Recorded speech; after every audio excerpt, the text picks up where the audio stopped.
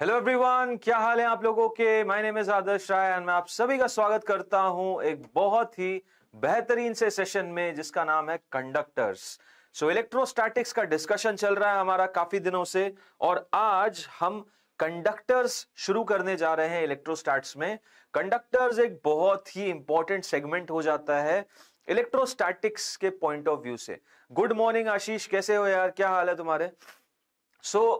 Conductor से related सवाल जवाब की अगर बात की जाए तो यार इस अलग तरीके से आपके सवाल नहीं आएंगे, बट हाँ सवाल में आपको एक हिंट दिया रहेगा कि मेटालिक शीट है या मेटालिक ऑब्जेक्ट है और आपको समझना पड़ेगा कि हाँ वो कंडक्टर है। तो कंडक्टर में थोड़े बहुत चेंजेस की वजह से एक पर्टिकुलर सेगमेंट नया आ जाता है और उस चीज को हमें कॉम्प्रिहेंड करना चाहिए, वो हमारे दिमाग में बैठे रहना चाहिए कि भाई कंडक्टिंग शीट और नॉन कंडक्टिंग शीट या कंडक्टिंग शेल और नॉन कंडक्टिंग शेल में अंतर क्या है, what is basically the different between them. ठीक है Shreya, hi, how are you, good morning. Ashish ji fine हो, बहुत बढ़िया यार।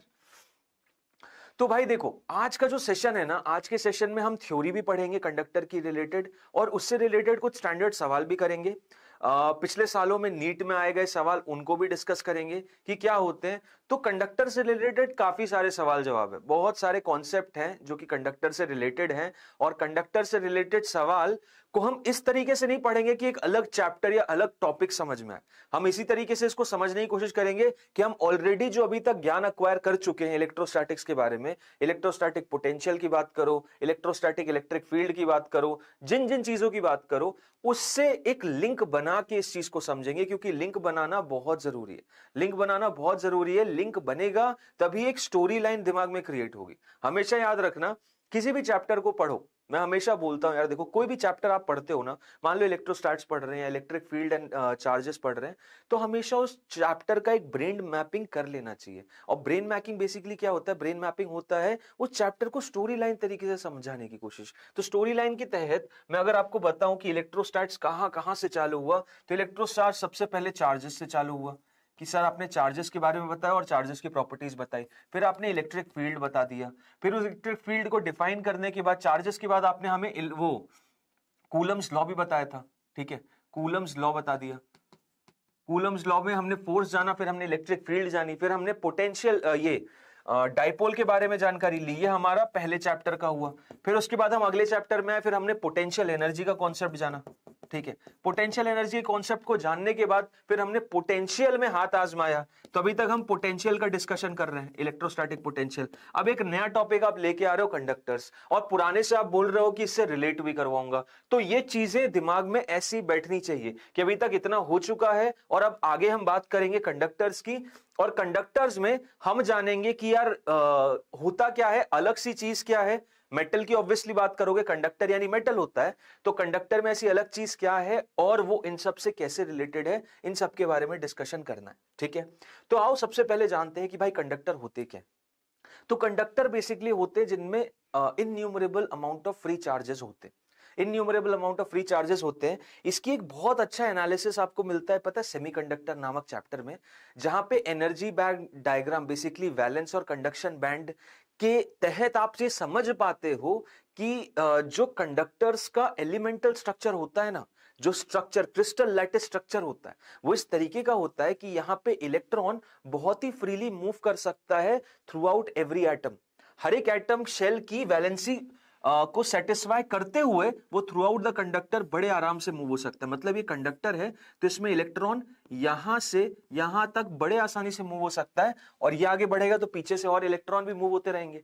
तो कंडक्टर में एक चीज हमेशा रहती है कि वैलेंसी डिस्टर्ब किए बिना ही electron throughout the conductor move होता रहता है, क्योंकि इस एटम का इलेक्ट्रॉन बाजू वाले के पास जाएगा तो उसके बाजू वाले का इसके पास आएगा। समझो इस चीज को। तो कंडक्टर्स में मोटा मोटा हम ये समझ सकते हैं कि बहुत सारे चार्जेस हैं, बहुत सारे हमारे पास फ्री चार्जेस हैं, और फ्री चार्जेस घूमने के लिए बेताब है। बेताब है भाई, तुम हमें यहां से अपनी जगह से हिला दो, हमें बस हिला दो, हमें कोई समस्या नहीं, हम तो वैसे ही फ्री बैठे हों। ये एक मेन तो सिद्धांत है और यही मेन रीजन है पूरे कंडक्टर्स की अलग तरीके की कॉन्सेप्ट को होने का, कि इतने ज्यादा फ्री चार्जेस हैं, इतने ज्यादा फ्री चार्जेस हैं कि जैसे ही तुम उसको इलेक्ट्रिक फील्ड में रखते हो तो एक चीज होने लगती है। वहां पे क्या होने लगती है, आओ जानते हैं। तो यहां पे एक चीज तो हमें समझ में आ गई कि सर कंडक्टर्स में बहुत सारे फ्री चार्जेस होते हैं। अब एक काम करते हैं, इसी कंडक्टर को जरा इलेक्ट्रिक फील्ड में रख के समझने की कोशिश करते हैं कि होता क्या है। सपोज करते हैं ये मेरी एक कंडक्टिंग बॉडी थी, एक कंडक्टिंग बॉडी यानी कि एक मेटेलिक बॉडी थी, और इसको मैंने एक एक्सटर्नल फील्ड सोर्स में इस तरीके से रख दिया। ध्यान देना, बहुत मजेदार कॉन्सेप्ट है। एक कंडक्टिंग सरफेस था, कंडक्टिंग बॉडी थी, और उसको मैंने एक electric field, external electric field में रख दिया। क्लियर है? Sameena, good morning, how are you बेटा, कैसे हो आप? तो देखो मजेदार चीज यह है, क्योंकि आपने जस्ट अभी बताया कि इसमें इतने सारे चार्जेस हैं, इतने सारे चार्जेस हैं जो कि फ्री में बैठे हुए हैं कि यार हम तो इधर से उधर हिलना ही चाहते। तो यार मैंने पहले ही चैप्टर में ये समझा है ना कि कोई भी पॉजिटिव चार्ज हो, इलेक्ट्रिक फील्ड लाइन अगर है तो उस पॉजिटिव चार्ज पे फोर्स लगाती है Q इंटू ई, और जिस डायरेक्शन में इलेक्ट्रिक फील्ड है उसी डायरेक्शन में लगाती है। इसी इलेक्ट्रिक फील्ड में अगर एक नेगेटिव चार्ज हो तो इस पे एक फोर्स लगता है उतना ही Q into E, but direction जो होता है वो कहां होता है? इलेक्ट्रिक फील्ड के ऑपोजिट डायरेक्शन में होता है। बिल्कुल सर, बिल्कुल, ये चीज हम जानते हैं कि पॉजिटिव पे इलेक्ट्रिक फील्ड के डायरेक्शन में, नेगेटिव पे इलेक्ट्रिक फील्ड के ऑपोजिट डायरेक्शन में। तो क्या होगा इसमें यही होगा कि जितने भी नेगेटिव चार्जेस हैं, जितने भी इलेक्ट्रॉन्स हैं, वो बेसिकली ऑपोजिट डायरेक्शन में उन पे फोर्स लगने लगेगा। मतलब मान लो ये इलेक्ट्रॉन है, ये इलेक्ट्रॉन है, यहां इलेक्ट्रॉन है, तो इन इलेक्ट्रॉन्स पे फोर्स कहां लगने लगेगा भैया? इधर बाएं की तरफ, बाएं की तरफ। और ये इलेक्ट्रॉन किसी एटम को छोड़ के जाएंगे तो वो एटम बेसिकली पॉजिटिव चार्ज हो जाएगा। तो उन पॉजिटिव चार्जेस पे फोर्स कहां लगेगा? इन पॉजिटिव चार्जेस पे फोर्स कहां लगेगा? इन पॉजिटिव चार्जेस पे दाएं की तरफ। रीजन सिंपल सा है, क्योंकि इलेक्ट्रिक फील्ड के प्रेजेंस में चार्जेस पे फोर्स लगता है। इलेक्ट्रिक फील्ड के प्रेजेंस में चार्जेस पे फोर्स लगता है, पॉजिटिव पे इन द डायरेक्शन, नेगेटिव पे opposite to the direction. Direction is opposite, बिल्कुल सही बोला समीना जी आपने। नेगेटिव चार्जेस पे डायरेक्शन ऑपोजिट लगता है, ये हमेशा याद रखना यार, ये हमेशा याद रखना, भूलना नहीं। तो अब इससे होगा क्या? इससे क्या होगा यार? इससे सिंपल सी चीज ये होगी कि ये सारे के सारे इलेक्ट्रॉन इधर जाके इकट्ठा होने लग जाएंगे, ये इधर जाके इकट्ठा होने लग जाएंगे। कुछ इस टाइप का स्ट्रक्चर आप देखोगे कि सारे नेगेटिव चार्जेस यहां आके इकट्ठा हो गए, और यहां पे पॉजिटिव चार्जेस इधर जाके इकट्ठा होने लग जाएंगे। अच्छा ठीक है, पॉजिटिव चार्जेस इधर जाके इकट्ठा होने लग जाएंगे। तो ऐसा कब तक चलता रहेगा? मेन क्वेश्चन ये है, ऐसा कब तक चलता रहेगा? कि कितने, आपने तो बोला इतने सारे चार्जेस हैं कि गिनती नहीं है, तो ये चलता ही जाएगा, चलता ही जाएगा, चलता ही जाएगा क्या? नहीं, इसकी एक लिमिट होती है, इसकी एक लिमिट होगी, और वो लिमिट क्या होगी वही जानते हैं। वही जानते हैं कि ये कब तक होते रहेंगे, ये कब तक होते रहेंगे। तो देखो, सुनो ध्यान से यार, इनके यहां इस तरीके से शिफ्ट होने की वजह से एक अंदर एक बहुत अच्छी सी चीज होने लगेगी, और वो अच्छी चीज ये होगी कि पॉजिटिव चार्जेस यहां डेवलप हो रहे हैं, नेगेटिव यहां हो रहे हैं, तो इन पॉजिटिव की वजह से एक पॉजिटिव पोटेंशियल डिफरेंस यहां बन जाएगा, और एक नेगेटिव पोटेंशियल डिफरेंस यहां बन जाएगा। एक positive potential difference high potential region ये आ जाएगा, नेगेटिव पोटेंशियल रीजन ये आ जाएगा। और मुझे पता है इलेक्ट्रिक फील्ड हमेशा high potential to low potential होती है। मतलब इन चार्जेस की वजह से यहां पर एक इलेक्ट्रिक फील्ड इंड्यूस होने लग जाएगी। समझ रहे हो बात को? इन चार्जेस के इधर और इधर जाने की वजह से एक इलेक्ट्रिक फील्ड इस डायरेक्शन में इंड्यूस होने लग जाएगी। और इंड्यूस्ड इलेक्ट्रिक फील्ड का रीजन क्या है भाई? बाहर वाली इलेक्ट्रिक फील्ड ने जो चार्जेस का बंटवारा किया था, उन्होंने ही बाद में अपनी सेना को बनाने के लिए एक अंदर इलेक्ट्रिक फील्ड इंड्यूस करना चालू कर दिया। अब ये इलेक्ट्रिक फील्ड जो इंड्यूस होगी वो क्या करेगी? सोचो जरा भाई, ये इंड्यूस इलेक्ट्रिक फील्ड तो बाहर वाली जो इलेक्ट्रिक फील्ड अंदर थी उसको घटाती जाएगी, क्योंकि बाहर वाली का डायरेक्शन ये है, अंदर जो इंड्यूस हो रही वो ये है, तो ये इसको घटाती चली जाएगी। हाँ बिल्कुल, ये इसको घटाती चली जाएगी। और इसका मैग्नीट्यूड किस पे डिपेंड करेगा? ये जो इंड्यूस हो रही है इसका मैग्नीट्यूड किस पे डिपेंड करेगा भाई? जितने ज्यादा तुम पॉजिटिव चार्जेस यहां जमाते जाओगे, उतने ज्यादा ये इंड्यूस चार्ज की इलेक्ट्रिक फील्ड बढ़ती चली जाएगी। सोचो ध्यान से, मजेदार कॉन्सेप्ट है यार। पहले क्या हुआ, बाहर की इलेक्ट्रिक फील्ड की वजह से अंदर के चार्जेस पे दाएं और बाएं पे फोर्स लगने लगे, पॉजिटिव इधर आ गया, नेगेटिव आ गया। अब पॉजिटिव इधर आ गया, नेगेटिव इधर आ गया, तो ये पॉजिटिव से नेगेटिव अंदर एक इलेक्ट्रिक फील्ड बनने लगी। अब ये इलेक्ट्रिक फील्ड क्या कर रही है, बाहर वाले को अंदर, जो बाहर वाले की अंदर मैग्नीट्यूड है ना, उसको घटाती चली जा रही है, कम करती जा रही है, कम करती जा रही है। तो कम करती जा रही है, तो अब क्या होता जाएगा कि पहले अगर मान लो कि 100 न्यूटन पर कूलम की इलेक्ट्रिक फील्ड थी, जिसके तहत 10 इधर और 10 इधर हर सेकेंड चार्ज डेवलप होता जा रहा था, अब वो घट के कितनी हो गई, 50 हो गई। 50 हो गई, तो अब 50 हो गई, तो अब 5 इलेक्ट्रॉन्स इधर हो रहे हैं और 5 प्रोटॉन्स इधर जमा हो रहे हैं। ठीक है सर, मान लेते हैं। और जैसे जैसे यहां पे मैग्नीट्यूड पॉजिटिव और नेगेटिव का बढ़ता चला जाएगा, वैसे वैसे इसकी वैल्यू बढ़ती चली जाएगी। तो ये इसको काटने वाली जो इसकी क्षमता है वो और बढ़ती चली जाएगी। तो ओवरऑल नेट इलेक्ट्रिक फील्ड अंदर और कम होती जाएगी, और कम होती जाएगी, तो जितने चार्जेस लेफ्ट और राइट डिस्ट्रीब्यूट हो रहे हैं वो भी कम होते जाएंगे। ये कहानी चलती जाएगी, चलती जाएगी, चलती जाएगी एक मोमेंट तक, जब तक कि ये जो इंड्यूस्ड इलेक्ट्रिक फील्ड है ये पूरी की पूरी इसको बराबर ना कर दे। क्योंकि जैसे ही इसको बराबर कर दिए, ये चार्जेस पूरे इधर आ गए, इधर आ गए, और इन चार्जेस की वजह से जैसे ही इनसाइड इलेक्ट्रिक फील्ड बाहर वाले के बराबर हो गई, वैसे ही अंदर कोई भी नेट इलेक्ट्रिक फील्ड नहीं रहेगी। तो अब कोई चार्ज दाएं या बाएं नहीं जाएगा, और ये है आपकी स्टेट ऑफ इक्विलिब्रियम। ये है स्टेट ऑफ इक्विलिब्रियम। मतलब कि ये कहानी कब तक चलती रहेगी, ये कहानी चार्जेस का इधर से उधर होना कब तक चलता रहेगा, ये तब तक चलता रहेगा, तब तक चलता रहेगा the distribution of charges will continue, the distribution of charges will continue till the net electric field inside becomes equivalent to 0. अब नेट इलेक्ट्रिक फील्ड बेसिकली क्या है, नेट इलेक्ट्रिक फील्ड अंदर क्या है, नेट इलेक्ट्रिक फील्ड बेसिकली जो है यहां पे अंदर वो हो जाएगी तुम्हारी E outside minus E inside. समझ रहे हो बात को, ये है तुम्हारी नेट इलेक्ट्रिक फील्ड, ये है तुम्हारी net electric field. E outside minus E inside तुम्हारी क्या है, नेट इलेक्ट्रिक फील्ड। बिल्कुल सही। इनसाइड इलेक्ट्रिक फील्ड जीरो नहीं बेटा, इनसाइड मतलब हाँ ये इनसाइड, इसको इंड्यूस्ड मान लेते हैं हम। एक काम करते, इनसाइड नहीं लेते, इसको इंड्यूस्ड ले लेते। क्या ले लेते हैं, इंड्यूस्ड ले लेते। This is basically E induced. क्यों, क्योंकि ये जो चार्जेस है मेरे ना, ये वाला चार्ज और ये वाला चार्ज, ये बेसिकली क्या है, ये इंड्यूस्ड चार्जेस है। These are basically induced charges. ये इंड्यूस हुए हैं, एक्सटर्नल इलेक्ट्रिक फील्ड की वजह से इंड्यूस हुए हैं।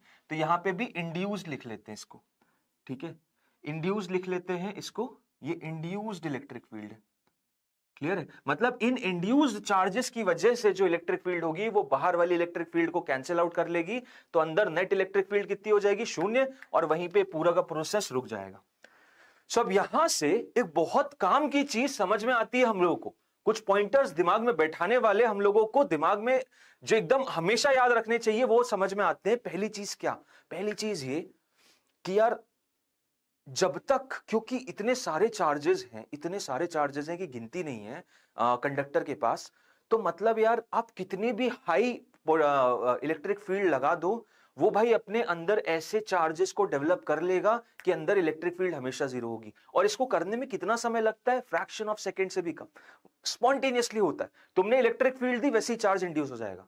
तो मेन मुद्दे की बात यहां पे ये समझने वाली है कि कंडक्टर के अंदर हमेशा इलेक्ट्रिक फील्ड जीरो के बराबर होगी, कंडक्टर के अंदर हमेशा इलेक्ट्रिक फील्ड 0 के बराबर होगी। ये हमें समझ लेना है। आगे से कोई भी केस आएगा, हमें हमेशा याद रखना है कि कंडक्टर के अंदर इलेक्ट्रिक फील्ड हमेशा 0 होगी। किसी भी पॉइंट की बात करो, कहीं पे भी बोलो, इलेक्ट्रिक फील्ड हमेशा 0 होगी, हमेशा 0 होगी। यह भी बताऊंगा क्या है। तो हमेशा इलेक्ट्रिक फील्ड 0 होगी। ऐसा क्यों होगा, क्योंकि बहुत सारे इंड्यूस चार्जेस हैं और चार्जेस अपने आप को रीडिस्ट्रीब्यूट कर लेते हैं। पिछले सेशन में मैंने एक और चीज समझी थी, इक्विपोटेंशियल सरफेस की। तो इक्विपोटेंशियल सरफेस का मतलब क्या होता है कि हर पॉइंट पे पोटेंशियल सेम हो जाए, और ये तब होता है जबकि इलेक्ट्रिक फील्ड 0 होगी। तो हो गई ना इलेक्ट्रिक फील्ड 0, मतलब ये पूरा का पूरा स्फेरिकल बॉडी एक इक्विपोटेंशियल रीजन की तरह बिहेव करेगा। ये पूरी की पूरी स्फेरिकल बॉडी एक इक्विपोटेंशियल बॉडी की तरह बिहेव करेगा, और इक्विपोटेंशियल बॉडी पे हमेशा इलेक्ट्रिक फील्ड परपेंडिकुलर ही होती है, वो कभी भी कोई एंगल नहीं बना सकती। इसीलिए तुम देख रहे हो ये सीधी सीधी इलेक्ट्रिक फील्ड लाइन है ना, यहां पे देखो उसको कुछ इस तरीके से टेढ़ा कर दिया, ये टेढ़ा कर दिया, यहां पे भी टेढ़ा कर दिया, यहां सीधा रहने दिया, यहां टेढ़ा कर दिया। ये टेढ़ा करने का रीजन बताऊं क्या है? क्योंकि यहां पे जो सरफेस है ये इक्विपोटेंशियल है, तो इलेक्ट्रिक फील्ड मात्र एक ही डायरेक्शन में हो सकती है जो कि परपेंडिकुलर। यहां पे सरफेस इस तरीके का है तो यहां इक्विपोटेंशियल ऐसा हो सकता है, यहां पे सरफेस ऐसा है तो इक्विपोटेंशियल ऐसा हो सकता है, जो कि ऐसे रखने में प्रॉब्लम थी। क्यों? क्योंकि यहां पे सरफेस ये है और ये एंगल आ रहा है इलेक्ट्रिक फील्ड का, ऐसे बन रही है, तो इस इलेक्ट्रिक फील्ड का एक कंपोनेंट भाई देखो एक ऐसा आएगा और एक कंपोनेंट ऐसा आएगा। जैसे ही इसको मैंने तोड़ के इधर लिखा ना, तो ये वाला कंपोनेंट पता है क्या करेगा? ये वाला कंपोनेंट इसको वायलेट कर देगा कि भाई मेरा तो एक कंपोनेंट आ रहा है इक्विपोटेंशियल सरफेस पे, मतलब इक्विपोटेंशियल नहीं है, तो इसीलिए इलेक्ट्रिक फील्ड लाइंस डिस्टॉर्ट हो जाती हैं। इस तरीके से सीधे जाने वाली इलेक्ट्रिक फील्ड लाइंस डिस्टॉर्ट हो जाती हैं, और ये सारी के सारा मैजिक बस कंडक्टर्स के साथ ही होता है, बस कंडक्टर्स के साथ होता है और किसी के साथ नहीं। नॉन कंडक्टिंग बॉडी में ये चीजें नहीं होती हैं, कंडक्टिंग बॉडीज में ये चीजें होती हैं।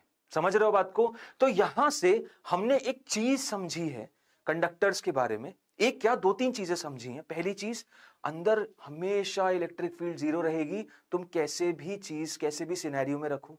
दूसरा कि अंदर इलेक्ट्रिक फील्ड नेट तो जीरो रहेगी, मानते हैं हम, और साथ ही साथ जो इलेक्ट्रोपोटेंशियल जो इक्विपोटेंशियल रीजन है वो डेवलप हो जाएगा, मतलब हर एक पॉइंट पे इक्विपोटेंशियल, हर पॉइंट पे पोटेंशियल सेम। और तीसरी चीज, बाहर वाली जो इलेक्ट्रिक फील्ड थी भैया वो डिस्टॉर्ट हो जाएंगी और अब वो परपेंडिकुलर रहेंगी सरफेस पे, क्योंकि इक्विपोटेंशियल सरफेस के हमेशा परपेंडिकुलर होती है इलेक्ट्रिक फील्ड लाइन। इन्हीं को जरा पॉइंटर वाइज समझ लेते हैं। तो पहला पॉइंट ये आता है कि conductor always behaves like an equipotential surface या फिर रीजन।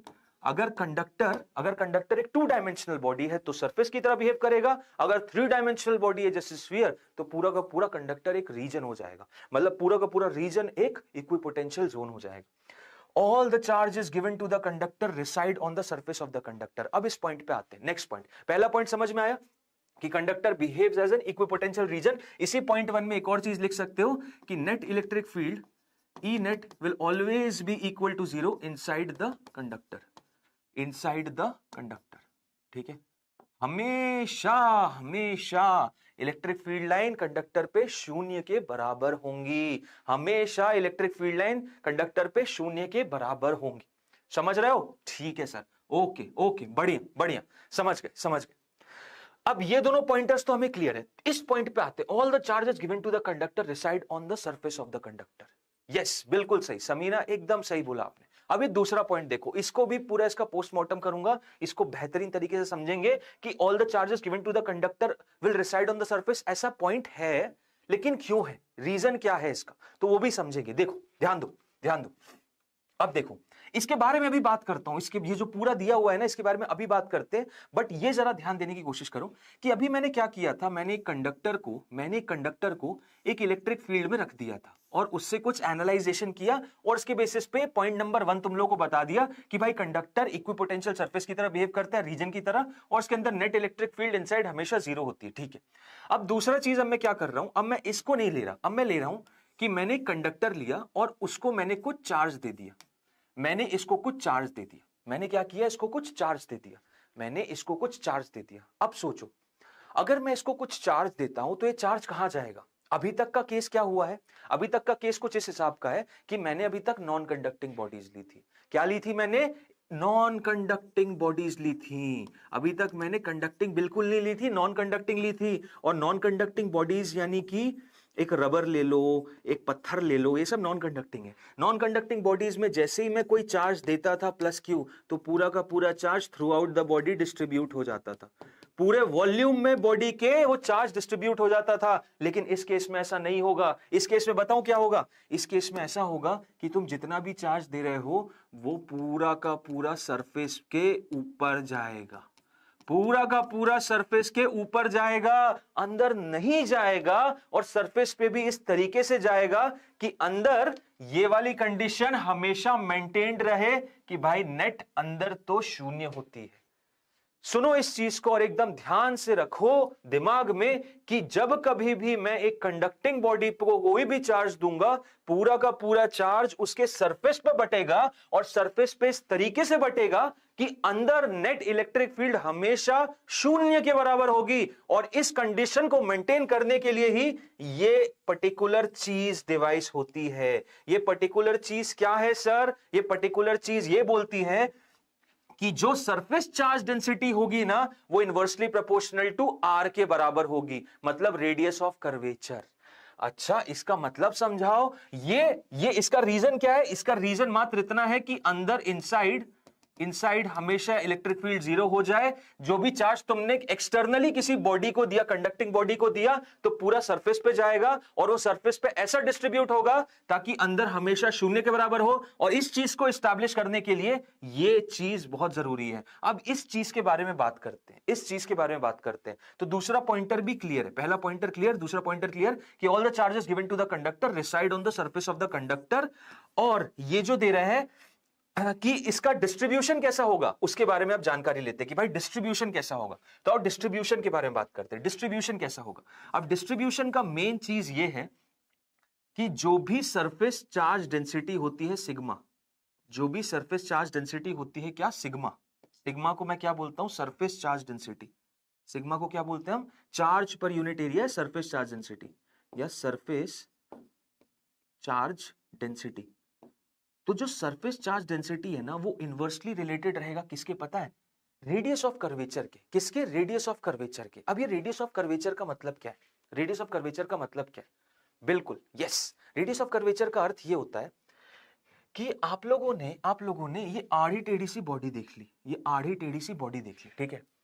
अब इस आड़ी टेढ़ी बॉडी को तो नहीं समझाते क्योंकि इसको थोड़ा समझाना दिक्कत हो जाएगा, उसको समझेंगे, लेकिन पहले इसको एनालाइज करते, एक सिंपलर बॉडी को, ठीक है, एक सिंपलर बॉडी को एनालाइज करते। देखो ध्यान देना जरा कि यहां पे मैं क्या कर रहा हूं, मैं एक कुछ इस तरीके की बॉडी को बना रहा हूं, ठीक है, इस तरीके की बॉडी को मैंने बना दिया। अब जरा ध्यान दो कि curvature, radius of curvature basically ये होता है कि तुम्हारा जो बॉडी जिस हिसाब से कर्व कर रहा है ना, वहां पे एक इंस्टेंटेनियस सर्कल बनाओगे तो उसका रेडियस कैसा रहेगा। मतलब कि जैसे मान लो इस बॉडी की बात करूं तो यहां पे मैं एक सर्कल बनाऊंगा तो सर्कल कुछ इस तरीके का होगा, यहां पे एक सर्कल बनाऊंगा तो सर्कल कुछ इस तरीके का होगा, इस पॉइंट पे यहां से यहां तक सर्कल बनाऊंगा तो देखो जरा सर्कल कुछ इस तरीके का होगा, देख रहे हो। यहां पे इस पॉइंट पे सर्कल बनाऊंगा तो सर्कल देख रहे हो कुछ इस तरीके का होगा। समझे कि नहीं समझे? तुम ध्यान देखो, मैंने 4 सर्कल बनाए। एक सर्कल बनाया मैंने इस रीजन पे, इस पर्टिकुलर रीजन पे, दूसरा बनाया मैंने इस सर्कल इस पर्टिकुलर रीजन पे, तीसरा बनाया मैंने यहां से लेके यहां तक, यहां से लेके यहां तक, इधर से लेके यहां तक, चौथा मैंने बनाया यहां से लेके भाई यहां तक। समझ रहे हो बात को? तो मैंने बेसिकली इसको 4 वेरिएंट में बांट दिया है, 4 वेरिएंट में बांट दिया है। पहला पार्ट ये रहा, दूसरा पार्ट ये रहा, तीसरा पार्ट ये रहा और चौथा पार्ट ये रहा। क्लियर? 4 पर्टिकुलर सेक्शन मैंने काटे हैं, एक ये वाला सेक्शन, एक ये वाला सेक्शन, एक ये बड़ा सेक्शन और एक ये बड़ा सेक्शन, ठीक है। Okay clear? अब देखो जरा, मुझे बताओ, मैंने इन चारों सेक्शन पे इंस्टेंटेनियस सर्कल तो बना दिया, इंस्टेंटेनियस सर्कल तो बना दिया। अब उसके बाद फर्स्ट का रेडियस बड़ा है, सेकंड का बड़ा है, थर्ड का बड़ा है कि चौथे का बड़ा है? ऑब्वियसली सर, कैसी बच्चों वाली बातें कर रहे हो। रेडियस क्लियर कट दिख रहा है, चौथे का सबसे बड़ा है, फिर तीसरे का सबसे बड़ा है, फिर उसके बाद दूसरे का बड़ा है और फिर उसके बाद पहले का बड़ा है। सिंपल सी चीज, ये तो नॉर्मल सी चीज है सर, समझ में ही आ रहा है। ये जो बॉडी आपने बनाई है आड़ी टेढ़ी सी कंडक्टिंग, उसमें पहला रीजन आपने ले लिया, ये फर्स्ट रीजन आपने लिया है, ये रहा फर्स्ट रीजन, तो उसका रेडियस ये दिया हुआ है, फिर ये सेकंड रीजन, फिर ये थर्ड और ये फोर्थ। ओके ठीक है। अब देखो, क्योंकि R4 सबसे बड़ा है तो जो सरफेस चार्ज डेंसिटी इस चौथे वाले पे होगी ना, वो सबसे कम होगी, वो सबसे कम होगी। मतलब यहां पे बताओ मुझे चार्ज कैसा बढ़ता हुआ दिखाई देगा। यहां पे मुझे चार्ज बड़ा गिनती का 1 2 और 3, मात्र 3, मात्र 3, सबसे कम सरफेस चार्ज डेंसिटी, सबसे कम सरफेस चार्ज डेंसिटी। फिर 3 पे आते हैं, उसके बाद किस पे? 3 पे। तो 3 का चौथे से छोटा है तो यहां पे थोड़ी ज्यादा बना दो, यहां पे थोड़ी ज्यादा बना दो। समझ गए? यहां पे थोड़ी ज्यादा बनाई एज कंपेयर टू दिस। फिर उससे छोटा दूसरा, तो दूसरे पे थोड़ा और ज्यादा बना दो। और पहला, तो पहले पे तो भाई मैं भर दूंगा।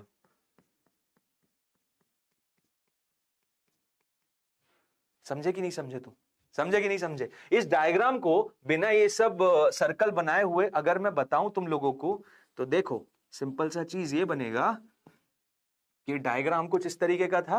ये डायग्राम कैसा था? ये ऐसा, फिर ये ऐसा, फिर ये ऐसा, फिर ये ऐसा। तो यहां पर इस पॉइंट पे भयंकर चार्ज होंगे भाई, भयंकर, इतने ज्यादा कि तुम सोच भी नहीं सकते, भयंकर चार्ज। फिर उसके बाद इस सरफेस पे, इस सरफेस पे ये इनसाइड बन गए भाई, इनसाइड नहीं होंगे, ये सारे के सारे चार्जेस बाहर होंगे, क्योंकि अंदर तो हो नहीं सकते ना, अंदर तो हो नहीं सकते। उसके बाद फिर बाहर बनेगा इस पे, यहाँ पे इस तरीके से, ये इस तरीके से बनेगा। फिर उसके बाद इस रीजन की बात करूं तो यहां पे चार्जेस थोड़े से दूर रहेंगे, थोड़े से दूर रहेंगे। और यहां की बात करूं तो यहां तो भाई इनके बीच की दूरियां और बढ़ जाएंगी। ये रहा सरफेस चार्ज डिस्ट्रीब्यूशन। समझ में आया? Clear everyone? Surface charge distribution समझ आया? जहां पे रेडियस ऑफ कर्वेचर सबसे कम, वहां पे भर जाएंगे चार्ज, वहां सरफेस चार्ज डेंसिटी अति में हाई। जहां उससे थोड़ी ज्यादा, फिर सरफेस चार्ज डेंसिटी और, फिर उसके बाद बहुत, तो उससे बीच का रेडियस, तो सरफेस चार्ज डेंसिटी थोड़ी बढ़ेगी, और फिर सबसे कम हो जाएगी जिसका रेडियस ऑफ कर्वेचर सबसे ज्यादा है। अच्छा, ये हो क्यों रहा है? ये हो क्यों रहा है? क्लियर है? यस, ये हो क्यों रहा है? ये मात्र इस पर्टिकुलर चीज को कंप्लीट करने के लिए हो रहा है कि जितने भी चार्जेस बने ना यार, तुम लोग ये तो जानते हो ना भाई, चार्जेस अगर किसी के सरफेस पे रहेंगे, ये सारे डीक्यू डीक्यू चार्जेस रहेंगे, ये सारे डीक्यू डीक्यू चार्जेस रहेंगे, तो इन डीक्यू डीक्यू चार्जेस की वजह से अंदर एक इलेक्ट्रिक फील्ड होगी ना, तो अंदर इलेक्ट्रिक फील्ड हमेशा शून्य के बराबर होनी चाहिए, हमेशा अंदर इलेक्ट्रिक फील्ड शून्य के बराबर होनी चाहिए। तो ये इस पर्टिकुलर चीज को, जो कि मैंने अभी एक स्लाइड पहले ही समझा कि भाई अंदर इलेक्ट्रिक फील्ड तो कतई हो ही नहीं सकती, हो ही नहीं सकती, कभी पॉसिबल नहीं होगा। उस चीज को कॉम्प्रिहेंड करने के लिए ये रिजल्ट है कि जो सरफेस चार्ज डेंसिटी रहेगी वो हमेशा inversely related to the radius of curvature रहेगी। ये मैं कभी भूलूंगा नहीं। तो शायद मुझे दूसरा पॉइंट भी क्लियर है, दूसरा पॉइंट भी क्लियर है। और यहां से एक और मजेदार बात मैं नोट में लिखना चाहूंगा, नोट में लिखना चाहूंगा कि अगर मैं एक स्फेरिकल बॉडी की बात करता हूं, फॉर स्फेरिकल बॉडी, अगर इसको मैं एक प्लस क्यू चार्ज दूंगा, तो भाई ये चार्ज पूरा का पूरा बड़े यूनिफॉर्मली तरीके से डिस्ट्रीब्यूट होगा, यूनिफॉर्म तरीके से डिस्ट्रीब्यूट होगा। क्योंकि तुम जानते हो यार, स्फेरिकल में तो क्या होता है, हर पॉइंट का सरफेस चार्ज डेंसिटी सेम रहेगा, क्योंकि रेडियस ऑफ कर्वेचर यूनिफॉर्म है। तो एक अगर स्फेरिकल बॉडी की बात करता हूं, तो उसमें जो चार्ज डिस्ट्रीब्यूशन होगा वो यूनिफॉर्म होगा, वो यूनिफॉर्म होगा। क्लियर है? यस यस यस, बिल्कुल, बहुत सही। कोई डाउट हो तो पूछते चलना यार, कोई भी डाउट हो मुझे बताना। तो एक नोट यहां पे लिख लेंगे कि charge given to a spherical body, charge given to a spherical body will get distributed uniformly all throughout its surface,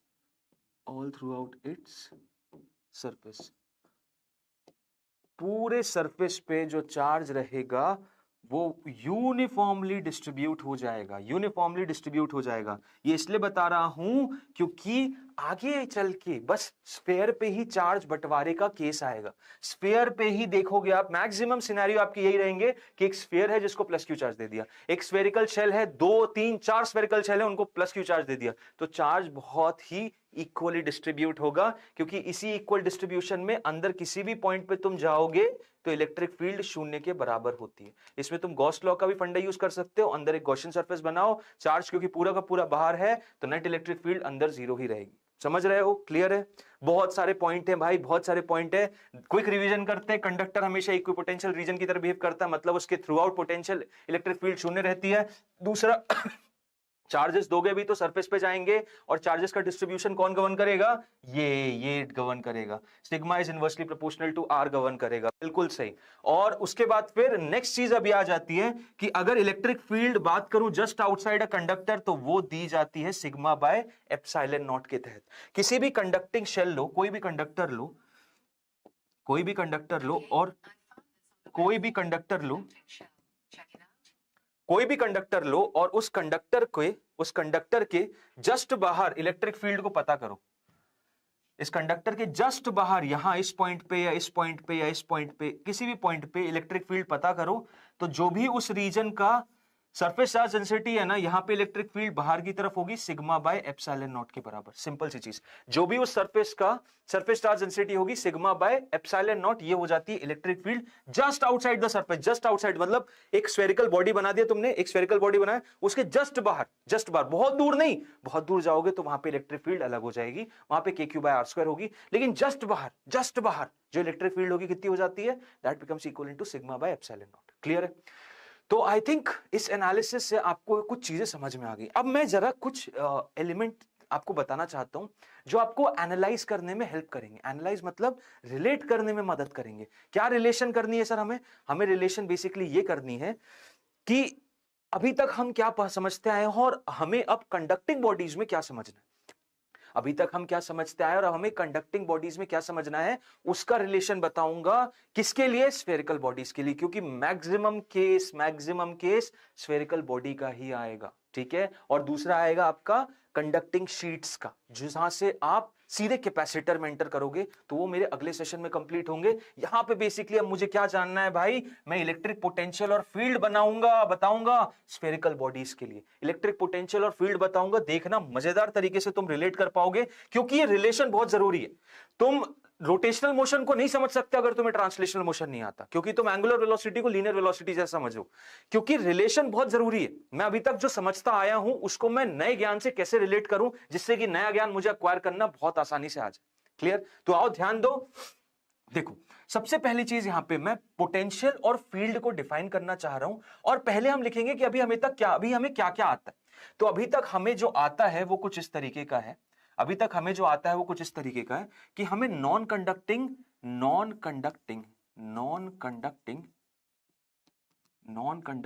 spherical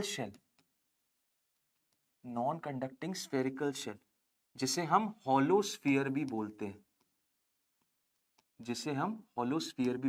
ठीक है? Non conducting spherical shell, hollow sphere, कुछ इस तरीके का होता है यार, कुछ इस तरीके का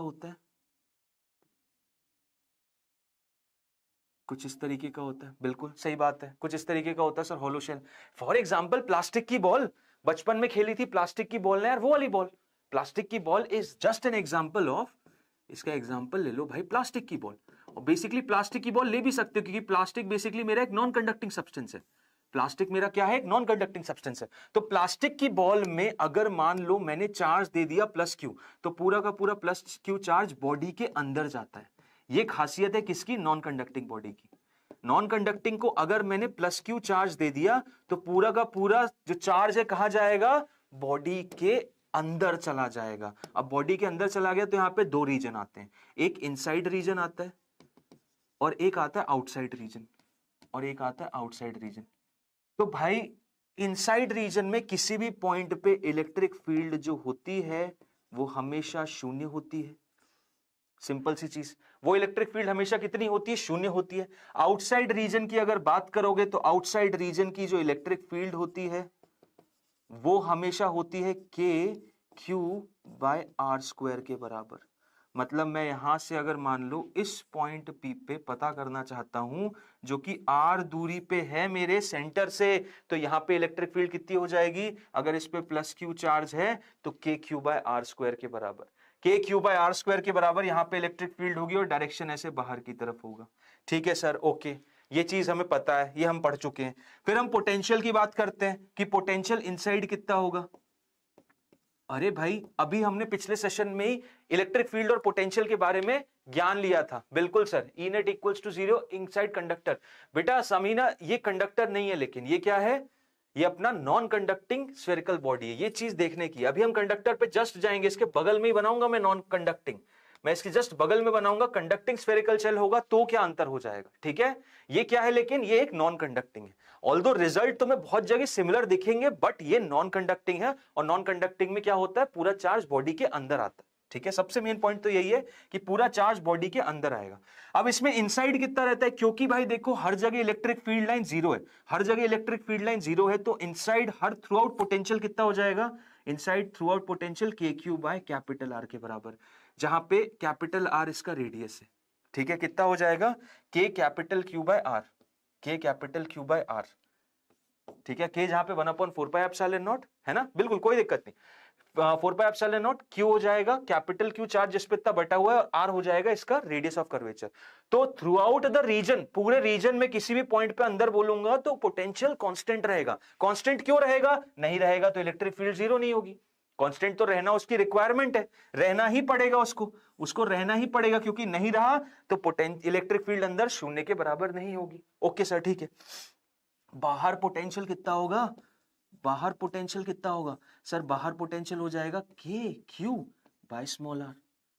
ओहो, मतलब बाहर जैसी जाते तो पूरा का पूरा चार्ज सेंटर पे चला जाता है, और ये कॉन्सेप्ट पूरा वैसे ही हो जाता है कि point charge located at the centre, और इसके थ्रू बाहर किसी भी पॉइंट पे जो इलेक्ट्रिक फील्ड और पोटेंशियल होगा वो हो जाता है। सिंपल सी चीज, इतना ज्ञान है और इतना ज्ञान हम लोगों को आता है। अब मैं क्या कर रहा हूं, इसको रिलेट करूंगा, इसको मैं रिलेट करूंगा किसके साथ, इसको मैं रिलेट करूंगा एक कंडक्टिंग स्फेरिकल शेल के साथ। ये नॉन कंडक्टिंग स्फेरिकल शेल थी, अब मैं क्या करूंगा, अब मैं इसको एक कंडक्टिंग स्फेरिकल शेल के साथ रिलेट करूंगा। तो देखो कंडक्टिंग स्फेरिकल शेल में क्या हो जाएगा, तो यहां पे अगर मैं एक कंडक्टिंग स्फेरिकल शेल ले लूं, कंडक्टिंग स्फेरिकल शेल ले लूं, या वही हॉलो स्फीयर ले लूं, हॉलो स्फीयर ले लूं, तो क्या डिफरेंस आएगा, क्या डिफरेंस आएगा, what is going to be the difference over here, क्या डिफरेंस आएगा कंडक्टिंग लेने में। चलो बनाते हैं सर, पहले तो डायग्राम बनाते हैं, आओ बनाते हैं। तो एक कंडक्टिंग स्फेरिकल शेल ये रही, ये रही एक कंडक्टिंग स्फेरिकल शेल, बिल्कुल। अब इसको मान लो अगर तुम प्लस क्यू चार्ज देते हो, इसमें प्लस क्यू चार्ज दिया तो अंदर बॉडी के चला गया, इसको अगर प्लस क्यू चार्ज देते हो तो ज्ञान क्या बोलता है अभी तक जो लिया, कि सर बॉडी के अंदर तो चार्ज जाएगा नहीं, पूरा का पूरा चार्ज कहां जाएगा, सरफेस पे जाएगा। तो मान लेते हैं अगर इसको प्लस क्यू चार्ज दिया तो पूरा का पूरा चार्ज जो है कहां जाएगा, सरफेस पे जाएगा। पूरा का पूरा चार्ज कहां जाएगा भाई, सरफेस पे जाएगा।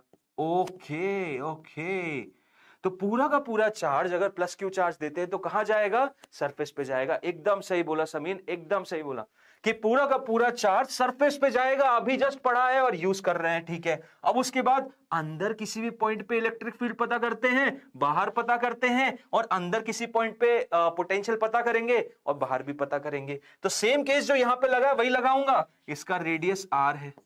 अब ये चार्ज डिस्ट्रीब्यूशन को क्या मैं इस चार्ज डिस्ट्रीब्यूशन की तरह ले सकता हूं, बिल्कुल ले सकता हूं, बिल्कुल ले सकता हूं। इसीलिए देखो प्रॉब्लम क्या होती है, क्योंकि यहां पे देखो कितनी सिमिलैरिटी, एकमात्र अंतर है, मात्र एक अंतर, ये जो वैल्यूज देख रहे हो ना ये सब सेम आएंगी। अंदर इलेक्ट्रिक फील्ड जीरो रहेगी, अंदर potential K Q by capital R होगा, बाहर electric field K Q by small R square होगी, और बाहर potential K Q by capital R होगा। वैल्यू सब सेम है, वैल्यू सब सेम है, अंतर मात्र देखो कितना है। इसको प्लस क्यू चार्ज जब मैंने दिया, इसको प्लस क्यू चार्ज दिया तो बॉडी के अंदर चला गया, इसको प्लस क्यू चार्ज दिया तो देखो कहां आ गया, सरफेस पे।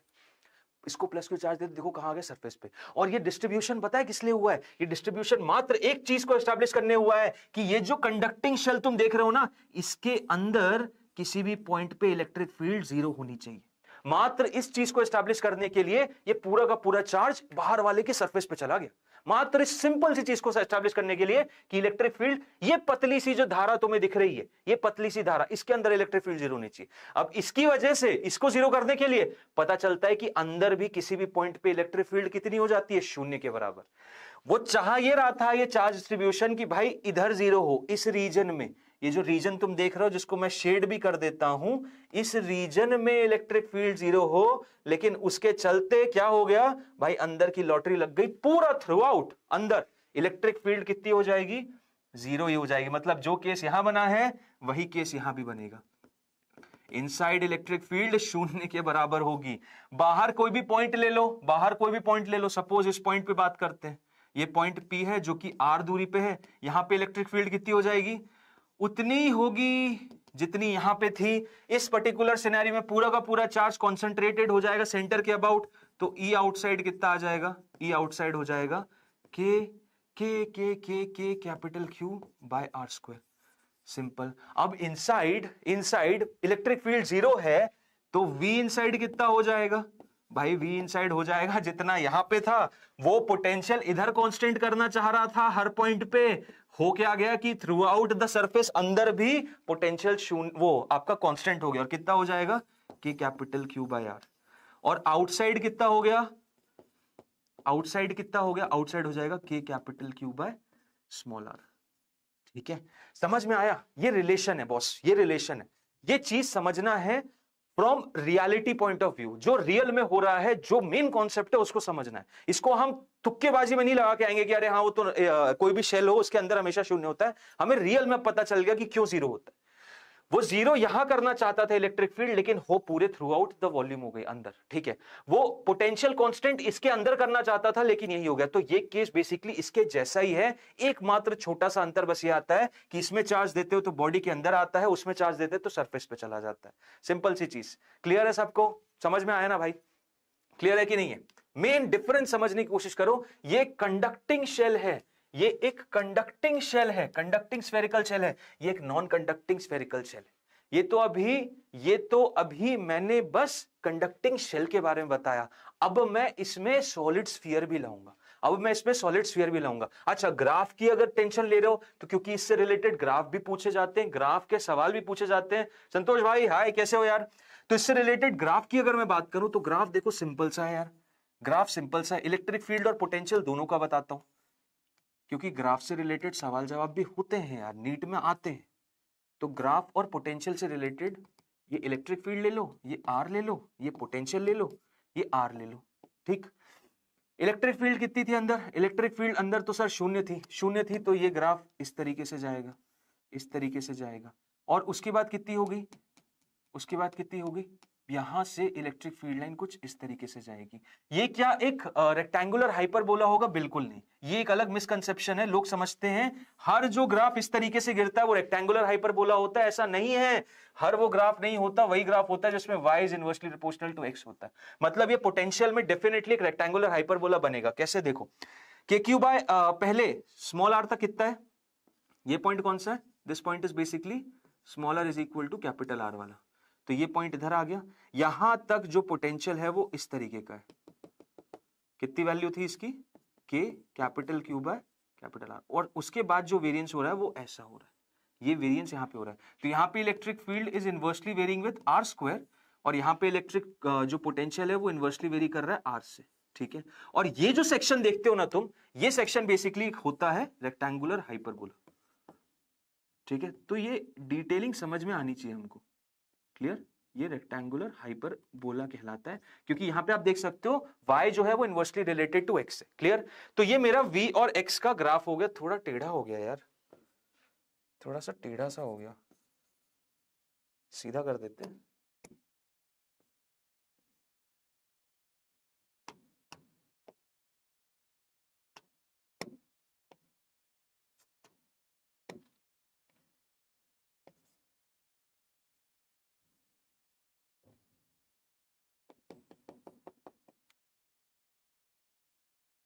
ये रहा, क्लियर? ठीक है, तो ये हो गया मेरा v और r का। अब यही कर्व जो है ये बेसिकली किसके लिए है? ये दोनों कर्व्स कंडक्टिंग शेल के लिए भी हैं, एंड नॉन कंडक्टिंग शेल के लिए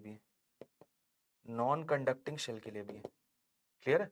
जो अभी तक समझते हुए आए हैं वो कंडक्टिंग और नॉन कंडक्टिंग दोनों शेल के लिए। ठीक है, मतलब तुम एक प्लास्टिक की बॉल ले लो, रबर की बॉल ले लो, वो नॉन कंडक्टिंग शेल हो गया। और उसके बाद तुमने बोला भाई तुम्हारे बहुत सारे एस्पिरेशंस थे कि मैं एक बार मेटालिक बॉल से खेलना चाहता हूं, तो मेटालिक बॉल ले लो, मेटालिक बॉल जिसमें अंदर हवा भरी हुई है, तो वो बेसिकली कंडक्टिंग शेल हो जाएगी। दोनों ही केसेस में इलेक्ट्रिक फील्ड और पोटेंशियल का ग्राफ सेम ही रहता है, क्योंकि तुम्हारे सामने रिजल्ट है, सेम ही रिजल्ट आता है, लेकिन अंतर मात्र कितना है? अंतर बस चार्ज डिस्ट्रीब्यूशन में। ठीक है, इन दोनों में ही अंतर किसमें है? दोनों में अंतर अगर बात करोगे तो बस charge distribution. They are different only for charge distribution में ही ये इनमें अंतर है। ठीक है, ओके, चलो आज अब बात करते हैं दूसरे सिनेरियो के बारे में। ये हमने एक नॉन कंडक्टिंग शेल्स की बात कर ली, अब हम बात करेंगे किसमें? कंडक्टिंग स्फीयर्स मतलब सॉलिड स्फीयर्स में, सॉलिड कंडक्टिंग सॉलिड स्फीयर जो कि पूरे भरे रहते हैं, और ऐसी कंडक्टिंग होलो स्फीयर्स। ठीक है, कंडक्टिंग सॉलिड स्फीयर्स और नॉन कंडक्टिंग सॉलिड स्फीयर्स। तो सबसे पहले उठाते हैं यार नॉन कंडक्टिंग सॉलिड स्फीयर्स को। ठीक है, नॉन कंडक्टिंग सॉलिड स्फीयर्स को, नॉन कंडक्टिंग सॉलिड स्फीयर को उठाते हैं। अब एक नॉन कंडक्टिंग सॉलिड स्फीयर को अगर मैं चार्ज देता हूं प्लस क्यू, अगर एक नॉन कंडक्टिंग सॉलिड स्फीयर को चार्ज देता हूं प्लस क्यू, तो जैसा नॉन कंडक्टिंग बॉडीज बिहेव करती, क्या करती है, अगर तुमने इसको चार्ज दे दिया प्लस क्यू, तो भाई पूरा का पूरा चार्ज प्लस क्यू बॉडी के थ्रू आउट वॉल्यूम बट जाएगा। ठीक है, जैसे एक कॉर्क की बॉल, जैसे क्रिकेट में जो व्हाइट बॉल और रेड बॉल होती है, वो थ्रू आउट एक नॉन कंडक्टिंग बॉडी है। ठीक है, that is a non conducting body. तो उसमें अगर तुमने एक चार्ज दे दिया प्लस क्यू, तो थ्रू आउट द वॉल्यूम बढ़ जाता है। अब थ्रू आउट द वॉल्यूम बढ़ता है तो इसके अंदर और बाहर इलेक्ट्रिक फील्ड और पोटेंशियल कितना होता है, तो उसको फटाफट लिख लेते हैं यार, फटाफट लिखते हैं, थोड़ा एनालिसिस भी बढ़िया रहेगा। इसका रेडियस ऑफ कर्वेचर कितना दिया है, कैपिटल आर। ठीक है, अब मुझे कौन कौन से पॉइंट्स पे पता करना है, मुझे पता करना है एक इनसाइड पॉइंट पे और एक आउटसाइड पॉइंट पे। ठीक है, ये मेरा आर इनसाइड है और ये मेरा आर आउटसाइड है। ठीक, ओके, क्लियर है। तो इनसाइड पॉइंट पे इलेक्ट्रिक फील्ड कितनी हो जाती है, यहां लिखते हैं, इनसाइड पॉइंट पे इलेक्ट्रिक फील्ड जो होती है, इसको याद रखना हमेशा, वो होती है rho R by 3 epsilon naught, जहां पे रो हो जाता है तुम्हारा total charge per unit volume, मतलब Q upon 4/3 pi R cube, Q upon 4/3 pi R cube. So यहां पे E इनसाइड कितना हो जाएगा, rho R upon 3 epsilon naught. E inside कितना हो जाएगा, rho R upon 3 epsilon naught. ये इनसाइड होता है। ठीक है, ये इनसाइड होता है और डायरेक्शन क्या होगा, पॉजिटिव चार्ज है, इसलिए डायरेक्शन ऐसे बाहर की तरफ होगा।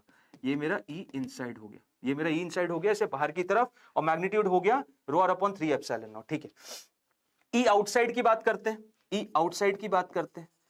तो E आउटसाइड अगर मैं इस पॉइंट पे जा रहा हूं, तो भाई वापस वही सेम केस होगा, पूरा का पूरा चार्ज सेंटर के अबाउट डिस्ट्रीब्यूट हो जाता है, और यहां पे ये कितना हो जाएगा, that is just going to be K capital Q upon R square, K capital Q upon small r square, K capital Q upon R out का होल स्क्वायर। मतलब जितनी भी दूरी पे हो तुम, यहां पे और यहां पे इलेक्ट्रिक फील्ड ऐसे बाहर की तरफ, सिंपल सी चीज, जैसा था वैसे ही। ठीक है, मतलब ये चीज हम ऑलरेडी अंदर इलेक्ट्रिक फील्ड जो होगी रो आर अपॉन 3 एप्सिलॉन नॉट, जहां पे रो की वैल्यू हो जाती है capital Q upon 4/3 pi capital R cube. ठीक है, ये लिख लो, या फिर इस रो की जगह कैपिटल Q लिख लो, तो फॉर्मूला कैपिटल Q में आ जाता है। ये एक अच्छा तरीका है याद रखने का, मुझे जिंदगी में हमेशा याद रहा, मैंने बस इसको 11वीं 12वीं में ही पढ़ा था कि रो आर अपॉन 3 एप्सिलॉन नॉट, दिमाग में सेट बैठ गया। ठीक है, अब इससे भी ज्यादा इंपॉर्टेंट होता है इसका पोटेंशियल इनसाइड, जिससे रिलेटेड काफी सवाल आते ही हैं, काफी सवाल आते हैं, नीट में पूछो, जेई में पूछो, बहुत सारे सवाल पूछते हैं, क्योंकि थोड़ा अतरंगी सा है इसका पोटेंशियल इनसाइड। तो इसका पोटेंशियल जो इनसाइड होता है वो थोड़ा इंपॉर्टेंट है, देखो जरा कि इनसाइड जो पोटेंशियल होता है वो कितना होता है, that is K Q by 2r cube 3 capital R square minus small r square. ये होता है इनसाइड।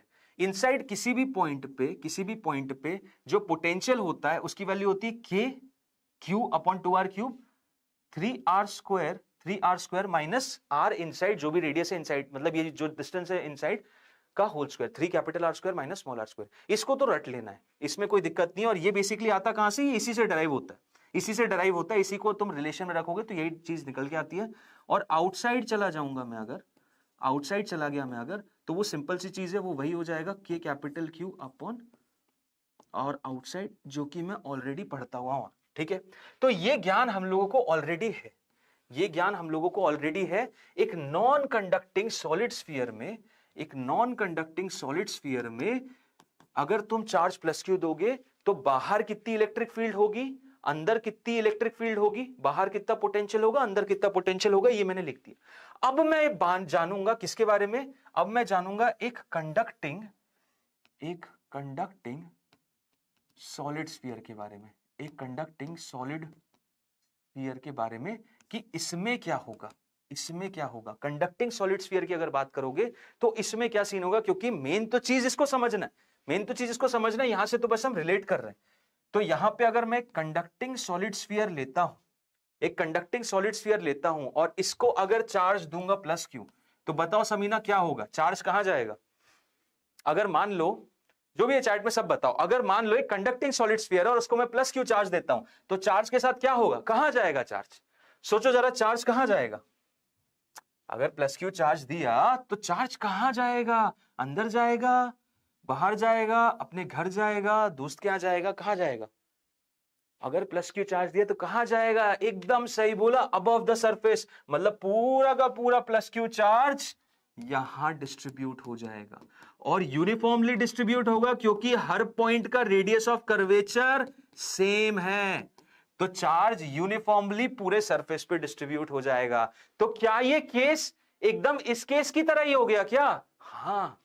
क्या ये केस इसकी तरह हो गया? जी हाँ, जी हाँ। यहां पे रिक्वायरमेंट क्या थी कि इन पॉइंट्स पे इलेक्ट्रिक फील्ड लाइन शून्य होनी चाहिए। अब वो चार्ज ऐसा डिस्ट्रीब्यूट हुआ है कि हर एक पॉइंट इनसाइड पे इलेक्ट्रिक फील्ड लाइन शून्य होनी चाहिए। तो सेम चीज, पूरा का पूरा चार्ज सरफेस पे चला जाएगा, ई इनसाइड वापस 0, वी इनसाइड, और आउटसाइड कितनी? आउटसाइड भाई, आउटसाइड जाना है तो यहां से r डिस्टेंस पे जाओ। यहां पे जो पोटेंशियल हो जाए, सॉरी इलेक्ट्रिक फील्ड हो जाएगी, वो ऐसे बाहर की तरफ होगी और मैग्नीट्यूड हो जाएगा K capital Q upon R square. वही सेम चीज, पूरा का पूरा चार्ज सेंटर के अबाउट कॉन्सेंट्रेटेड। इनसाइड की बात करूंगा तो इनसाइड पोटेंशियल हर जगह सेम होगा, और कितना होगा? जितना सरफेस पे है, यानी KQ बाय कैपिटल R। और बाहर जाऊंगा तो वहां पे पोटेंशियल के capital Q upon small r के बराबर होगा, के capital Q upon small r के बराबर होगा। क्लियर? समझ आया कि नहीं आया भाई? समझ आया कि नहीं आया? ये अंतर करना बहुत जरूरी है, ये डिफरेंशिएशन करना बहुत जरूरी है। तो कल को तुम्हें नॉन कंडक्टिंग बॉडीज बोले तो ये केस होगा, कल को अगर कंडक्टिंग बॉडीज को चार्ज दे दिया तो ये केस होगा। ठीक? तो कंडक्टिंग शेल्स हो, नॉन कंडक्टिंग शेल्स हो, क्लियर अंतर पता होना चाहिए। कंडक्टिंग के अलावा अगर सॉलिड स्फीयर्स हो तो ये केस होना चाहिए। मतलब कंडक्टिंग सॉलिड स्फीयर हो या कंडक्टिंग स्फेरिकल शेल हो, होलो स्फीयर हो, वो बिहेव एक जैसे ही करता है, बाहर की तरफ चार्ज रहता है और एक नॉन कंडक्टिंग शेल की तरह बिहेव करता है। ठीक है? तो मैंने यहां पे पूरा एनालिसिस आपको करके दिखा दिया है। आई डोंट थिंक आज के बाद आपको कोई समस्या अब आनी चाहिए। कोई भी सवाल अगर रिलेटेड इससे आता है तो प्लीज यार बिंदास होके सॉल्व करना। आपको चार्ज डिस्ट्रीब्यूशन समझ में आ गया। अब मेन चीज बस रहती है कि बेस अगर अपन ने इतना सही तरीके से समझ लिया ना कि अपने को कोर क्रक्स रीजन पता चल गया, तो भाई आनंद आ जाएगा, क्लियर आ जाएगा। Sir I want your offline class. यार समीना, ऑफलाइन क्लास तो अभी पॉसिबल नहीं है, बट आप ऑनलाइन आओ। ऑलमोस्ट एवरी डे हमारी क्लास होती है, ऑल्टरनेट होती है, so you can actually enjoy our sessions. 11th और 12th दोनों पैरेलल टॉपिक्स चल रहे हैं। सो अब देखो, इसमें ग्राफ की भी बात करते हैं। ठीक है बेटा? सो आप यहां पे आओ यार, यहां पे आओ, यहां पे क्लास लेंगे अपन। अब इसका अपन क्या लेंगे, ग्राफ बनाते हैं। चलो, तो इनसाइड और आउटसाइड का ग्राफ बनाते, पोटेंशियल का और इलेक्ट्रिक फील्ड का। ठीक है ना? देखो ये अच्छी चीज है, ये मजेदार चीज है, इसको बनाएंगे। ये इलेक्ट्रिक फील्ड हो गई और ये V हो गया, ये इलेक्ट्रिक फील्ड हो गई, V हो गया। अब इलेक्ट्रिक फील्ड कैसी है अंदर? इलेक्ट्रिक फील्ड यहां तक डायरेक्टली प्रोपोर्शनल है, और उसके बाद इलेक्ट्रिक फील्ड कुछ इस तरीके से वेरी कर रही है, E is inversely proportional to R square, E is inversely proportional to R square। ठीक है sir? E is inversely proportional to R square, यहां पे rho r by 3 epsilon not थी, उसके बाद फिर वो KQ by R square। अगर मैं पोटेंशियल और R की बात करूं, सो पोटेंशियल और R कैसे वेरी कर रहा है? देखो जरा, पोटेंशियल और R कैसे वेरी करता है। सो पोटेंशियल और R का जो रिलेशन है वो कुछ इस तरीके का है, देखना, बड़ा मजेदार सा रिलेशन है। पहले ये ऐसा जाता है और उसके बाद फिर ये इस तरीके से गिरता है। ठीक है? यहां पे आपको रिलेशन पता है किस हिसाब से वेरी करता है। यहां पे V की जो वैल्यू है वो है आपकी KQ by 2R cube 3 capital R square minus small r square. ठीक है? तो यहाँ पे वेरी ऐसे होता है, और इसके बाद वेरी कैसे करता है? V is equal to K capital Q upon R, इस तरीके से वेरी करता है। तो यहां इस फॉर्मेट का रिलेशन कुछ ऐसा आता है, ठीक है, उठा हुआ पहाड़ आता है इस तरीके का, और ये पॉइंट वही सरफेस वाला R is equal to capital R, और ये भी वही point R is equal to capital R। तो ये ग्राफ याद रखना, ये इंपॉर्टेंट है यार, ये इंपॉर्टेंट है। डायरेक्ट सवाल देखिए मैंने नीट में आते हुए कॉन्सेप्ट से रिलेटेड, तो ये आपके एकदम फिंगर टिप्स पे होना चाहिए। ये किसके लिए? नॉन कंडक्टिंग सॉलिड स्फीयर के लिए, नॉन कंडक्टिंग सॉलिड स्फीयर के लिए। ऐसे ही अगर मैं कंडक्टिंग सॉलिड स्फीयर की बात करूं, कंडक्टिंग सॉलिड स्फीयर की बात करूं, तो कंडक्टिंग सॉलिड स्फीयर में वही E और R का ग्राफ जो है वो सिंपल हो जाएगा, जैसा अपन ने पहले पढ़ा हुआ है कुछ उसी फॉर्मेट में। E और R की अगर मैं बात करूं, सो E का जो ग्राफ है, E पहले अंदर तो जीरो है, E पहले अंदर क्या है, E पहले अंदर तो जीरो है, क्लियर, और उसके बाद मैक्सिमम जाती है और फिर इस तरीके से वेरी करती है। तो यहाँ पे E जीरो और यहाँ पे E is inversely proportional to R square, ये point R is equal to capital R। और सेम चीज अगर मैं V और R की बात करूं, V और R की बात करूं, तो V और R में क्या हो जाता है कि इनसाइड जो पोटेंशियल रहता है दैट इज कांस्टेंट, कितना K Q by capital R, और उसके बाद जो पोटेंशियल है वो इस तरीके से वेरी होता है, V is inversely proportional to, मतलब V is equal to K Q by capital R हो जाता है। यहाँ पे V की value K Q by capital R और यहाँ पे V की value K Q by small r, ठीक। तो ये ग्राफ होते हैं कंडक्टिंग सॉलिड स्फीयर के और नॉन कंडक्टिंग सॉलिड स्फीयर के, जहां पे हम इनके ग्राफ के बारे में जानते हैं, ठीक है। अब यहाँ पे एक और कॉन्सेप्ट बड़ा मजेदार, तो यहाँ पे यार देखो बस बेसिकली मैंने क्या एस्टैब्लिश किया, रिलेशन बिल्डिंग, एक एनालिसिस, एक स्टोरी लाइनिंग। मेरा मेन उद्देश्य ये था आपके दिमाग में एक स्टोरी लाइनिंग एस्टैब्लिश हो जाए, आप ये समझ पाओ कि यार कंडक्टिंग और नॉन कंडक्टिंग बॉडीज का अंतर क्या है, और बेसिकली मुझे कंडक्टिंग समझना किस तरीके से, मैं नॉन कंडक्टिंग कब से करता। तो देखो हर जगह हर कोई भी पढ़ाता है ऐसे ही है कि नॉन कंडक्टिंग पे भयंकर सवाल करा दिए, एकदम दिमाग में बैठ जाता है। लेकिन ये चीज हमें डिफरेंशिएटर, एक पतली सी लाइन जो होती है डिफरेंशिएट करने की, वो क्लियर बैठ होनी चाहिए दिमाग में कि यार कंडक्टिंग में क्या ऐसा अंतर होता है। तो वो सबके बारे में हमने बात कर ली। थोड़े और कॉन्सेप्ट भी यहाँ पे रिलेटेड, उनके बारे में भी जान लेते हैं कि सपोज करते हैं एक कंडक्टर है, पूरा कंडक्टिंग बॉडी है, और उसके अंदर मैंने अब कैविटी डाल दी, और उसमें चार्ज डाले, तो उसमें क्या हिसाब रहता है। तो देखो फर्ज के तौर पे एक ये आपके पास एक कंडक्टर है, ये पूरा का पूरा कंडक्टिंग बॉडी है, ठीक है, ये आपकी कैविटी है, this is basically a cavity, और ये जो है मेरा ये कंडक्टिंग बॉडी है, ठीक है, ये कंडक्टिंग बॉडी है। अब कैविटी डाल दी, कंडक्टिंग बॉडी रख ली, अब इसमें चार्ज डिस्ट्रीब्यूशन क्या होगी, तो उससे रिलेटेड सवाल जवाब हमें पता होने चाहिए, ठीक है। तो आओ देखते हैं क्या होगा। अब देखो, अब क्या कर रहा हूं मैं, इसके सेंटर पे, ये जो कैविटी थी इसके सेंटर पे, ये सपोज करो यही कंडक्टिंग बॉडी, इसके सेंटर पे मैंने एक चार्ज रख दिया, इसके सेंटर पे मैंने क्या रखा, एक चार्ज रख दिया प्लस क्यू, इसके सेंटर पे मैंने चार्ज रख दिया प्लस क्यू। तो जो बेस है ना हमारा, वो हम कभी नहीं भूलेंगे भाई, वो हम कभी नहीं भूलेंगे, क्योंकि वही आंसर देगा। और बेस क्या बोलता है कि कंडक्टर के अंदर किसी भी पॉइंट पे इलेक्ट्रिक फील्ड नहीं होगी, शून्य हो जाएगी, क्योंकि जैसी इलेक्ट्रिक फील्ड होगी अंदर चार्ज रीडिस्ट्रीब्यूशन होगा, वापस से इलेक्ट्रिक फील्ड जीरो कर देगा।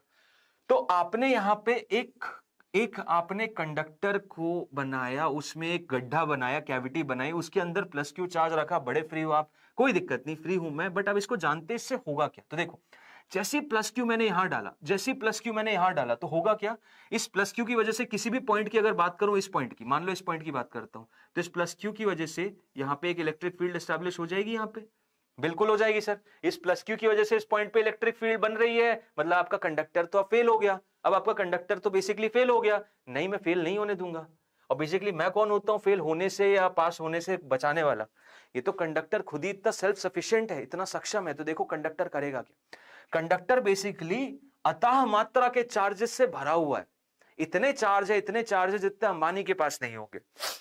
तो क्या करेगा ये कंडक्टर, बोलेगा प्लस क्यू तूने यहां रखा ना, कोई दिक्कत नहीं, एक काम करते, जितना तूने प्लस क्यू रखा है ना, उतना माइनस क्यू मैं अपने अंदर से निकालता हूं, जितना तूने प्लस क्यू रखा है यहां पे सेंटर पे, उतना माइनस क्यू मैं यहां से निकालता हूं, ये कंडक्टर से उतना माइनस क्यू निकलेगा और जाके इसके इनर लाइनिंग पे जमा हो जाएगा।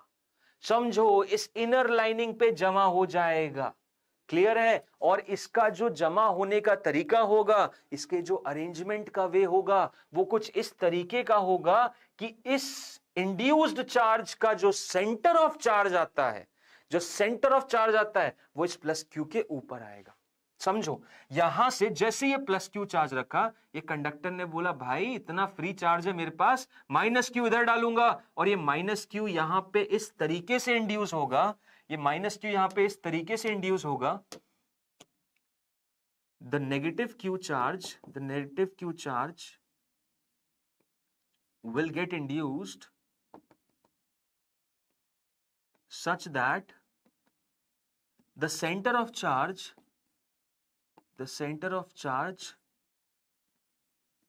lies on plus q। समझ रहे हो? मतलब नेगेटिव क्यू चार्ज इस तरीके से ओरिएंट करेगा कि उसका सेंटर ऑफ चार्ज समझते हो तुम? सेंटर ऑफ चार्ज बेसिकली मतलब यार कि जैसे मास है, सेंटर ऑफ मास हो जाता है ना कॉन्सेप्ट की, मास का इक्वल डिस्ट्रीब्यूशन, तो यहां पे बीच में रखा है, इसलिए आप देख सकते हो नेगेटिव चार्ज पूरा का पूरा यूनिफॉर्मली डिस्ट्रीब्यूटेड है। नेगेटिव चार्ज पूरा का पूरा क्या है? यूनिफॉर्मली डिस्ट्रीब्यूटेड है, पूरा का पूरा नेगेटिव चार्ज यूनिफॉर्मली डिस्ट्रीब्यूटेड है। तो ये नेगेटिव क्यू यहां पे जमा हो गया, तो नेगेटिव क्यू चार्ज यहां पे किस तरीके से जमा होगा? उसी तरीके से जमा होगा जिससे कि सेंटर ऑफ चार्ज बेसिकली कहां पे बने? सेंटर ऑफ चार्ज इसके ऊपर ही बन जाए, प्लस क्यू के ऊपर ही बन जाए। ठीक है सर, ओके, समझ गए हम, ओके। अब भाई कंडक्टर है, कंडक्टर में मानते हैं बहुत सारे चार्जेस हैं, लेकिन अगर तुम नेगेटिव चार्ज निकालते हो तो बाहर फिर तुम थोड़ा पॉजिटिव चार्ज छोड़ के जाओगे ना, मतलब तुम नेगेटिव चार्ज कहां से लोगे? एटम से लोगे। अब किसी एटम से मान लो तुमने इलेक्ट्रॉन उठा लिया तो वो पॉजिटिव चार्ज हो जाएगा। बोलने का मतलब ये है कि यहां से तुमने जब माइनस क्यू चार्ज उठा के यहां अंदर डाल दिया कैविटी के इनर सरफेस पे, यहां प्लस क्यू चार्ज छूट जाएगा, और वो प्लस क्यू चार्ज कहां चला जाएगा? वो इस बाहर वाले सरफेस पे चला जाएगा। वो प्लस क्यू चार्ज कहां चला जाएगा? बाहर वाले सरफेस पे चला जाएगा। और यहां पे डिस्ट्रीब्यूशन कैसा होगा? यहां पे प्लस क्यू का डिस्ट्रीब्यूशन कैसा होगा? Plus Q charge gets distributed following sigma is inversely related to r। मतलब बाहर वाले सरफेस पे जो प्लस क्यू है वो इस फॉर्मेट में डिस्ट्रीब्यूट होगा, और अंदर वाले इनर साइड में जो चार्ज है वो इस तरीके से डिस्ट्रीब्यूट होगा कि उसका सेंटर ऑफ चार्ज इस पे लाई करे, वो इस पे लाई करे। समझ रहे हो? मतलब ये नेगेटिव चार्ज इस पे लाई करने वाले किस हिसाब से, और ये प्लस क्यू चार्ज ऐसे बटेगा जैसे कि बाहर sigma is inversely related to R को फॉलो कर सके। क्लियर है? अब इसमें एक छोटा सा वेरिएशन और करते हैं, इसमें एक छोटा सा वेरिएशन ये करते हैं कि यही प्लस क्यू चार्ज को सेंटर से थोड़ा सा शिफ्ट कर देते हैं। सेंटर यहां पे था, देखो सेंटर से मैंने थोड़ा शिफ्ट कर दिया, और जैसे ही मैंने सेंटर से थोड़ा शिफ्ट किया तो होगा क्या कि प्लस क्यू यहां से यहां चला गया, तो जितने भी नेगेटिव चार्जेस थे ना वो अब दाएं तरफ में ज्यादा इंटेंसिटी में डेवलप हो जाएंगे, क्योंकि जैसा मैंने बताया इन सारे चार्जेस का centre of charge plus Q पे आना चाहिए। तो जैसे ही तुम प्लस क्यू को थोड़ा सा भी हिला दो, तुमने उधर राइट हिलाया, मैं दूसरे केस में इसको लेफ्ट की तरफ हिला देता हूं। सपोज ये था ना तुम्हारा केस, ये था ना केस, ये थी ना कैविटी, तो यहाँ पे ये सेंटर से माइनस क्यू प्लस क्यू इधर कर दिया, मान लो ये प्लस क्यू मैंने इधर कर दिया, तो जैसे प्लस क्यू मैंने इधर किया ना, नेगेटिव क्यू यहां पे बड़ी मात्रा में बढ़ जाएंगे और यहां पे बड़े कम रहेंगे। ठीक है? तो नेगेटिव क्यू का डिस्ट्रीब्यूशन कैसे है? नेगेटिव क्यू का डिस्ट्रीब्यूशन उसी हिसाब से है जैसे कि नेगेटिव क्यू लाइक दिस, और जो बाहर का प्लस क्यू रहेगा वो कैसा रहेगा? वो तो भाई वही हिसाब फॉलो करेगा, कि आपका sigma is inversely related to R वाला। ठीक है? सो ये एक पर्टिकुलर एनालिसिस था कंडक्टर्स विद कैविटी का। ठीक है? सो आई थिंक यार आज के सेशन में आप लोगों को काफी सारे इनपुट मिले हैं। किससे रिलेटेड? आपको इनपुट मिले हैं कंडक्टर से रिलेटेड। किससे रिलेटेड? कंडक्टर से रिलेटेड। ओके, अब इसको आप आगे और प्रोसीड नहीं करेंगे क्योंकि हमारे पास एक और नेक्स्ट सेशन है जिसमें हम बहुत सारे इंपॉर्टेंट सवाल जवाब करने वाले हैं कंडक्टर से रिलेटेड। आज हम इसको बस थ्योरेटिकल पॉइंट ऑफ व्यू से रोकते हैं। सोचा तो था थोड़े क्वेश्चन और कराऊंगा, बट डोंट वरी, क्वेश्चन हम अगले सेशन में करेंगे जो कि कंडक्टर से रिलेटेड ही है। Most important questions of conductors, जहां पे हम कंडक्टर से रिलेटेड सवाल जवाब जितने भी आ चुके पुराने सालों में और जितने सवाल बनते हैं कि कंडक्टिंग बॉडीज को टच करा दिया, एक वायर से अटैच कर दिया, अर्थिंग कर दी, उसके बाद फिर चार्जेस इनसाइड आउटसाइड, बहुत सारे combination of charges, spherical bodies ले ली तो चार्जेस कैसे रिडिस्ट्रीब्यूट होंगे, तो ऐसे रिलेटेड काफी सारे इंपॉर्टेंट कॉन्सेप्ट हैं जो कि बहुत काम के। ओके, आज के सेशन में हमने मेन जो उद्देश्य था हमारा कि यार कंडक्टर्स का एक बेसिक एलिमेंट्री नॉलेज जो होना चाहिए वो हमने डेवलप कर लिया है। हमें एक ढांचा पता चल चुका है कि कंडक्टर्स होते क्या हैं। मेन कुछ चीजें, अंदर इलेक्ट्रिक फील्ड जीरो रहती है, पोटेंशियल थ्रू आउट कांस्टेंट रहता है, और वो इलेक्ट्रिक फील्ड जीरो रखने के लिए सब लड़ते मरते रहते हैं। तो मेन जो काम है वो है अंदर इलेक्ट्रिक फील्ड जीरो रखना, और उसको तो जीरो रहने ही देंगे, उसको तो बिल्कुल भी ऑल्टर करेंगे नहीं। हमारा मेन अप्रोच भी वही होना चाहिए। तो आई सपोज ये एलिमेंट्री नॉलेज आप रखोगे अपने साथ, क्योंकि आगे वाले सेशंस में जब सवाल जवाब होंगे ये आपके काम आएगा ही। ठीक, सो इसी के साथ आज का सेशन एंड करते हैं एंड मिलते हैं अगले सेशन में, जहां पे हम और सवालों के साथ और नए कॉन्सेप्ट्स के साथ आपको एंटरटेन करेंगे। Take care of yourself, will meet in the next session. Thank you and bye bye.